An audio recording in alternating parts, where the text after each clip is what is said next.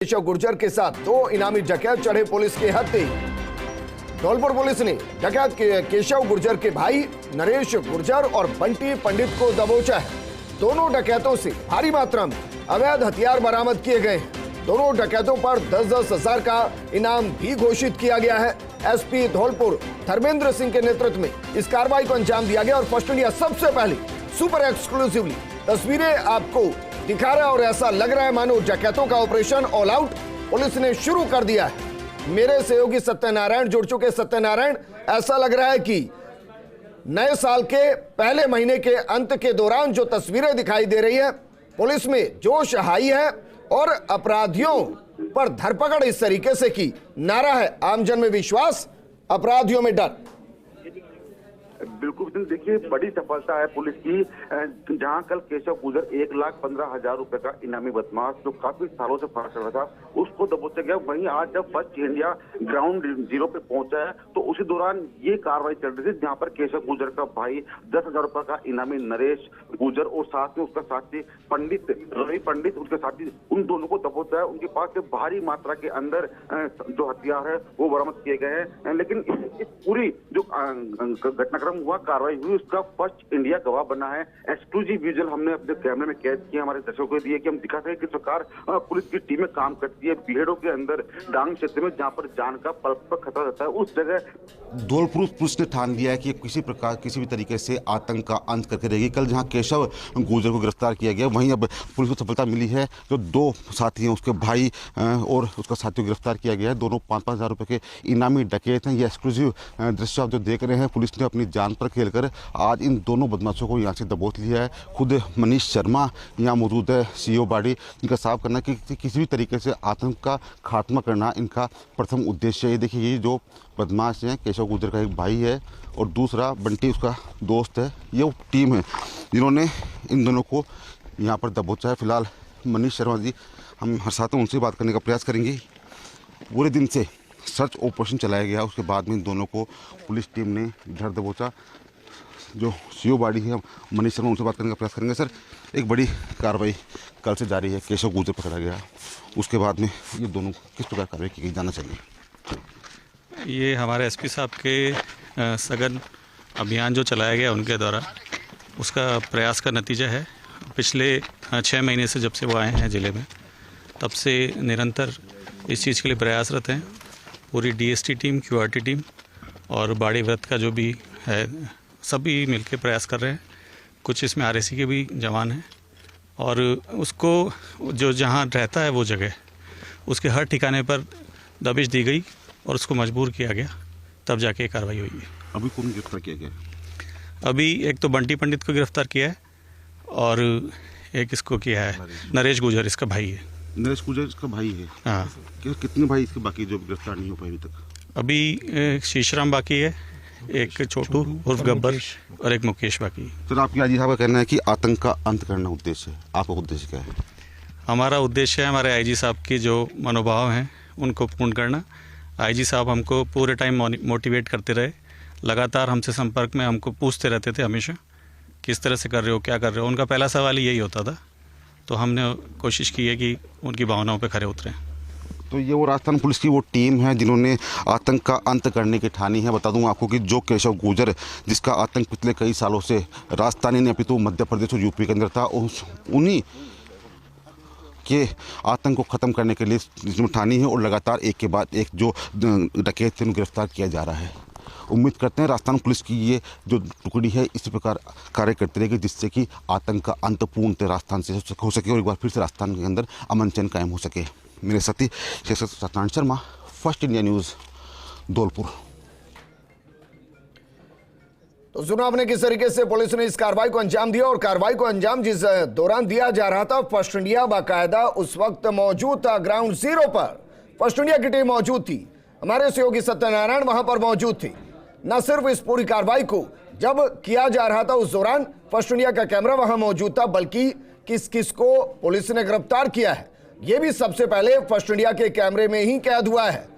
केशव गुर्जर के इस बाद दो इनामी डकैत जिनकी तस्वीर हम आपको दिखा रहे हैं, इनमें से एक का नाम है नरेश गुर्जर जो केशव गुर्जर का भाई है और एक बंटी पंडित दोनों को दबोचा गया है।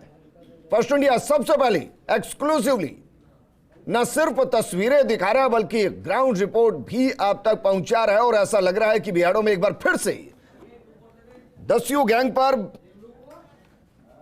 डकैतों पर नकेल कसने की तैयारी की जा रही है और जिस तरीके से इस कार्रवाई को अंजाम दिया गया है, आपने सुना जो इस कार्रवाई को लीड कर रहे थे वो कह रहे हैं कि एसपी धौलपुर धर्मेंद्र सिंह के नेतृत्व में ये कार्रवाइयां की जा रही हैं और जब से वो आए हैं पुलिस का जोश हाई है और इसीलिए एक के बाद एक कार्रवाइयां की जा रही हैं। आईजी भरतपुर गौरव श्रीवास्तव की मॉनिटरिंग में एक बड़ी सफलता मिली है और फर्स्ट इंडिया लगातार मौके पर मौजूद रहा जब इस कार्रवाई को अंजाम दिया गया। हालांकि अभी भी केशव गुर्जर के कई भाई हैं जो पुलिस की गिरफ्त से दूर, लेकिन जिस तरीके से कार्रवाई की जा रही है और एक के बाद एक गिरफ्तारियां की जा रही हैं, उसके बाद यह कहना बिल्कुल भी गलत नहीं कि जल्द उनको भी सलाखों में पहुंचा दिया जाएगा। मेरे सहयोगी सत्यनारायण मौके से मौजूद हैं। सत्यनारायण, जिस वक्त यह कार्रवाई हो रही है फर्स्ट इंडिया की टीम ग्राउंड रिपोर्ट वहां से दे रही है, ग्राउंड पर मौजूद है। जब ये पूरा एक्शन वहां हो रहा था तो किस तरीके की स्थिति बनी, किस तरीके से इनको पकड़ा गया, इनके पास से क्या क्या बरामद हुआ है?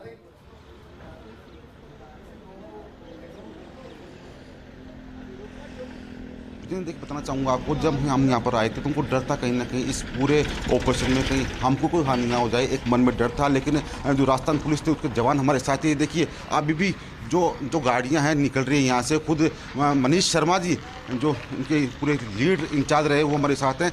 मनीष जी, बड़ी सफलता हाथ लगी है आपको, कितने डकैत गिरफ्तार किए आज और कितने हथियार बरामद किए जाना चाहिए? दो इसकी जो केशव के सहयोगी है इनको गिरफ्तार किया है आज बंटी पंडित को किया है और नरेश गुर्जर को गिरफ्तार किया है और इनसे एक 8 फेरा और एक 5 फेरा 2 हथियार हैं और लगभग 100 राउंड है। देखिए, ये वो टीम है विजेंद्र, ये वो टीम है जिन्होंने अपनी जान पर खेलकर जो दोनों डकैत है उन डकैतों को पकड़ा है। ये देखिए, ये जो पूरी टीम है ये अपनी जान पर खेलकर आज डकैतों को पकड़ कर लाई है। इसी टीम की बदौलत आज धौलपुर शहर के अंदर जो आमजन है वो सुकून महसूस कर रहा है और आज ये सोचता है कि कहीं ना कहीं धौलपुर से आतंक का अंत जरूर होगा। ये वो टीम के सदस्य मेंबर हैं। सर, आप टीम जब काम करते हैं फील्ड के अंदर, कहीं खतरा रहता है आपको जान का भी, कहीं ना कहीं मेरे को नुकसान ना हो जाए? साफ देंगे बिल्कुल। आप बताइए सर, जाना चाहेंगे जब टीम में रहते हैं, जाते हैं ऑपरेशन पे, तो कहीं डर लगता है आपको मन के अंदर पे कुछ खतरा हो सकता है अपन को भी? हाँ, डर लगता है, पर ब्लूटूथ जाकर रहती है हम पे तो उससे सुरक्षा रहती है। जिनसे खाकी पहनी है इन्होंने और शायद खाकी का धर्म निभा रहे हैं कुछ लोग हमारे। तो एक सवाल और उनसे कीजिए, क्योंकि जब कोई अपराधी होता है, कोई गैंगस्टर होता है, कोई डकैत होता है तो उसको गोलियों का हिसाब किसी को नहीं देना पड़ता, वो अंधाधुंध फायर करता है। लेकिन हमारे जो जवान होते हैं उनको चलाने से पहले न सिर्फ नियमों की पालना करनी पड़ती है बल्कि एक एक गोली चलाने से पहले सोचना पड़ता है। जब वो इस तरीके से किसी मुठभेड़ में पहुंचते हैं, किसी को पकड़ने पहुंचते हैं, तो दिमाग में क्या चल रहा होता है?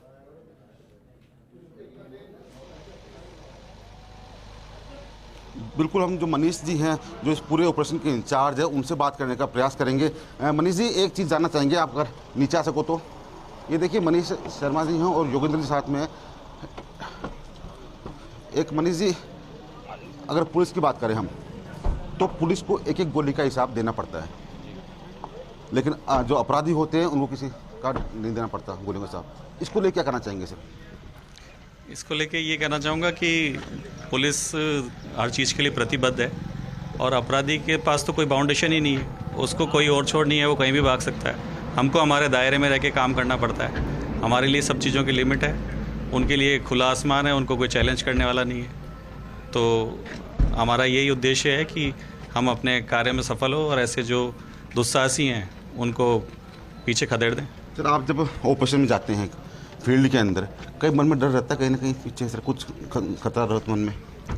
खतरा तो ऐसे स्वाभाविक है, तो मानव स्वभाव है। हम हालांकि बीपी जैकेट पहन के जाते हैं और हम जैसे रात को जाते थे 12 बजे 11-12 बजे और दूसरी गाड़ियों को इस्तेमाल करके जाते थे ऑपरेशन के लिए हमारे एसपी साहब के साथ। एसपी साहब हमारा नेतृत्व करते थे, खुद हमारे साथ जाते थे। तो हर टाइम तो हम बीपी जैकेट पहने रहते हैं, लेकिन फिर भी मन में एक खटका तो रहता ही है, तो ये इससे इनकार नहीं कर सकते। मानव स्वभाव विजेंद्र, योगेंद्र सिंह जी जो काफ़ी समय से, काफ़ी वर्षों से धौलपुर के अंदर रहे हैं और डकैतों के पीछे। योगेंद्र जी, आज बड़ी सफलता हासिल करी आपने, किस प्रकार पूरे जानना चाहेंगे? नहीं, ये अभियान करीब 3 साल से तत्कालीन एसपी मृदुल कछवा के टाइम से स्टार्ट हुआ था। उसके बाद में जो भी एसपी साहब आते रहे, केसर सिंह जी, फिर वर्तमान एसपी धर्मेंद्र सिंह जी के नेतृत्व में हमने ये अभियान जारी रखा और आज हमने ये जो ताबूत था उसमें अंतिम कील ठोकते हुए हमने ये मिशन अपना पूरा किया है। ताबूत में अंतिम कील ठोकी इन्होंने। ये देखिए, जब शस्त्र लेकर चलते हैं विजन, तो कहने का गर्व होता है कि हाँ, हम राजस्थान पुलिस का हिस्सा है, उस पुलिस का हिस्सा है जो पूरे देश के अंदर बेहतरीन पुलिसिंग के लिए मशहूर है। और ये देखिए, क्योंकि हम वहाँ मौजूद हैं और एक अनुभवी टीम आपके साथ मौजूद है। उन्होंने कहा कि ताबूत में अंतिम कील ठोकी गई है, तो क्या इसका मतलब ये निकालें कि अब वहां ना कोई डकैत है इस गैंग के बाद, ना कोई गैंगस्टर है, और जो बड़े बड़े चेहरे थे उन सबको पुलिस सलाखों के पीछे पहुंचा चुकी है, अब कोई सक्रिय नहीं वहां।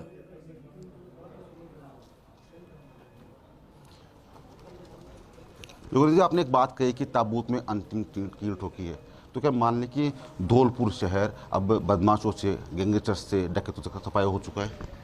धौलपुर का जो चंबल नदी का ये डांग वो बियड़ क्षेत्र है, उसमें लगातार डकैत रहे हैं और ये जो केशव डकैत था और इसकी गैंग थी, जिसमें से आज गैंग के 2 जने हमने और गिरफ्तार किए। कल जो केशव डकैत को एनकाउंटर के बाद गिरफ्तार किया, उसके बाद में तो लगभग जो टॉप 5 में था ये, तो धौलपुर का एक मुख्य और प्रदेश का एक मुख्य ये था जिसको हमने गिरफ्तार करके लगभग जो प्रदेश के जो अपराध जगत, जो धौलपुर जिले का जो अपराध था उसको खत्म करने के पूरे प्रयास किए। मैं बता दूं आपको जानकारी के लिए कि केशव गुर्जर है, वो राजस्थान के अंदर टॉप 10 जो बदमाश की सूची बनी थी उसमें नंबर 1 पर टॉप 10 था और उस टॉप 10 को कल पुलिस ने गिरफ्तार कर लिया। वहीं जो आज जो 2 डकैत पकड़े हैं, एक उसका भाई है नरेश गुर्जर और साथ साथ जो बंटी पंडित है, दोनों उसके साथी है, उन दोनों को गिरफ्तार कर लिया। अब माना जा रहा है कि धौलपुर शहर के अंदर डकैत ना के बराबर है। बंटी पंडित की भूमिका इस पूरे डकैत गिरोह के अंदर किस तरीके की थी? 2 दिन से लगा, बिल्कुल। सर, बंटी पंडित है, उसकी क्या है भूमिका? बंटी पंडित इसका सलाहकार है, वो सारी इसके लिए स्ट्रैटेजी तैयार करता था और जैसे हमको अभी जानकारी थोड़ी प्राप्त हुई है तो ये खुले में सोते थे रात को। बंटी पंडित रात को जागता था, चौकीदारी करता था, इसके लिए खाने का इंतजाम करना, हथियारों का इंतजाम करना, क्या करना है। और जैसे कहीं भी ये अपने डिमांड के लिए जाते थे तो बंटी पंडित ही जाता था, ये पीछे रहता था बैक में, और बंटी पंडित इसके नाम से सबको बताता था और वो वसूली के लिए जाता था। और सर, क्या क्या हथियार बरामद किए गए इनसे?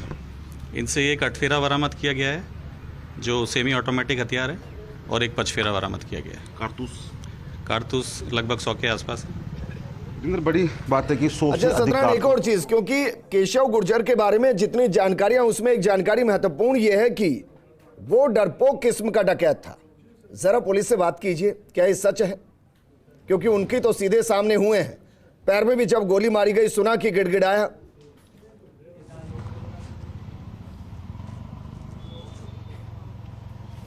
मनीष जी, कहा जाता है कि केशव गुर्जर एक डरपोक किस्म का इंसान था, आपको क्या लगता है? नहीं, वही मैं कह रहा हूँ, भय तो सबके होता है। ये जैसे कभी खुद फ्रंट में नहीं आता था, ये हमेशा अपनी जो इसके साथ वाले साथी हैं, शीशराम, बंटी हैं, इनको ही आगे रखता था, खुद पीछे रहता था। इसने अपना ब्रांड बनाया, अपनी इमेज बनाई और उसको कैश करता था ये। और डरपोक तो निश्चित तौर पे था ही। हमारी जब भी इससे पहले मुठभेड़ हुई है तो ये तुरंत भाग जाता है। इसको फ़ायदा मिला, इसको जो टेरेन का फ़ायदा मिला है, जो बीहड़ का इलाका होता है उसमें एक छलांग लगाते ही आपको गायब होने की सुविधा होती है, तो उसका इसने फ़ायदा उठाया है। और अब डरपोक है, ये तो स्वाभाविक है। तो कल जिनको गिरफ्तार किया केशव गुर्जर को, उस समय क्या स्थिति थी? क्या माफ़ी मांगी थी पुलिस से? नहीं, माफ़ी तो उसको इसके पैर में गोली लगी थी, इसको उठा के तुरंत लेके रवाना किया है इसको। और यूँ बैक फुट पे तो नज़र आ ही रहा था कि जब इतना किसी के साथ घायल हो जाता है तो फिर उसका कुछ नहीं बचता है। देखिए, जो नाम कमाया था इतने दिन में, उसका फ़ायदा ले रहा था, ब्रांड बन चुका था, लेकिन मन में डर तो ज़रूर था इसके। जैसे कि अधिकारी बता रहे कि मन में डर था, पुलिस का डर था, लेकिन इसीलिए कभी सामने नहीं आता, बल्कि ये अपने जो गुर्गे हैं उनको आगे रखता, उनके द्वारा फिरौती और रंगदारी मांगा। ये भी एक महत्वपूर्ण पहलू है जिसका जिक्र फर्स्ट इंडिया बार बार कर रहा है और इसके लिए पुलिस को सैल्यूट भी कर रहा है कि मुठभेड़ भी हुई और मुठभेड़ होने के दौरान भी जब जान का खतरा खुद पुलिस के लिए था, उस दौरान भी एक एक नियम की बारीकी से उन्होंने पालना की है। गोली सीने में भी लग सकती थी, गोली सिर में भी लग सकती थी, लेकिन नहीं, नियम कहता है कि आप पहली गोली पैरों में मारेंगे, तो पैरों में मारी गई है गोली। हमने कई प्रदेशों को देखा है जहां एनकाउंटर को लेकर सवाल होते हैं, लेकिन इससे पुलिस के ऊपर इकबाल भी बढ़ता है, विश्वास भी बढ़ता है और पता चलता है कि वो कानून को लेकर कितने संजीदा है।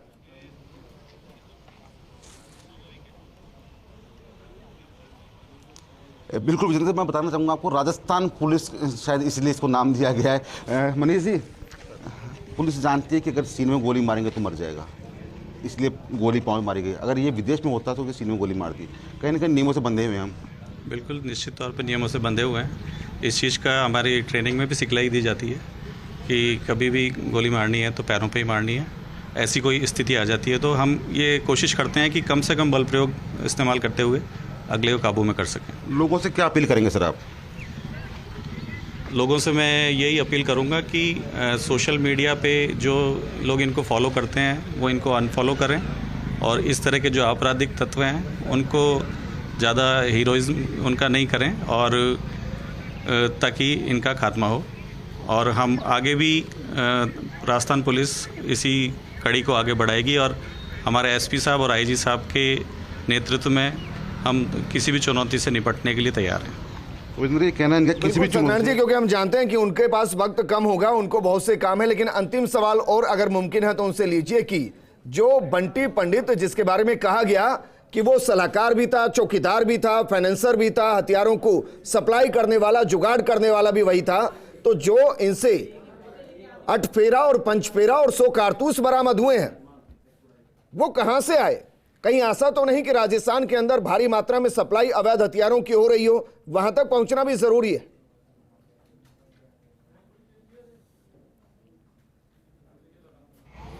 मनीष जी, क्या लगता है आपको कि जो हथियार बरामद किए गए इनसे, वो राजस्थान के हैं या राजस्थान से बाहर से आए हैं, या फिर ऐसे हथियार और भी इनके पास, इनके जो शागिर्द गुर्गे हैं उनके पास संभावना होने की? देखिए, इसके बाद जो 8 फेरा मिला है, ऐसा हथियार तो इस रेंज में कहीं भी नहीं मिलेगा आपको। ये सेमी ऑटोमेटिक है, इसको एक बार 8 राउंड लोड होते हैं और एक बार लोड करने के बाद बार बार इसको कोक नहीं करना पड़ता। तो मुझे नहीं लगता ऐसा किसी भी अपराधी के पास इस तरह के हथियार होंगे अभी यहाँ। और बाकी पचफेरा या ये कट्टा और ये सब रहता है। जहाँ तक है, ये हथियार इस ज़िले का नहीं है, इस प्रदेश का नहीं है, बाहर से इसके पास आया होगा। यानी कि इसके पास अगर ये हथियार है तो जो अन्य डकैत बदमाश है उनके पास भी ऐसे हथियार होने की संभावना है? धौलपुर में ये हथियार आमतौर पे जो पिछले कई सालों से मिल जाते हैं इन डकैतों के पास, तो लेकिन इतना ये जो इसके पास 8 फेरा इस तरह का कोई नहीं है। 5 फेरा या 12 बोर इस तरह के हथियार मिलते हैं।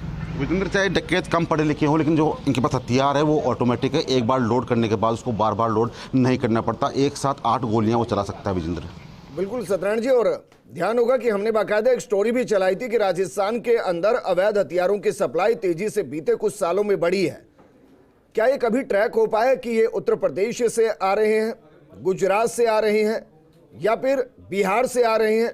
कभी उस चेन को तोड़ने की या उस चेन को फॉलो करने की कोशिश की गई जिसके जरिए शांत प्रदेश में अशांति फैलाने की कोशिश होती है?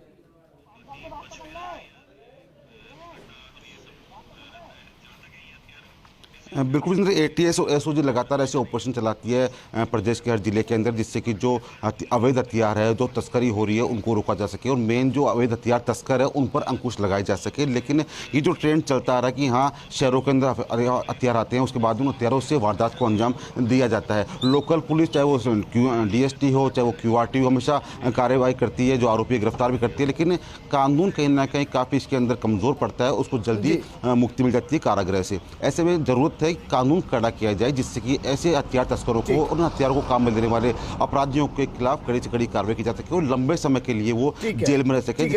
अंतिम सवाल आपसे, बंटी पंडित और नरेश गुर्जर को पकड़ने के लिए क्या एक भी गोली का इस्तेमाल करना पड़ा?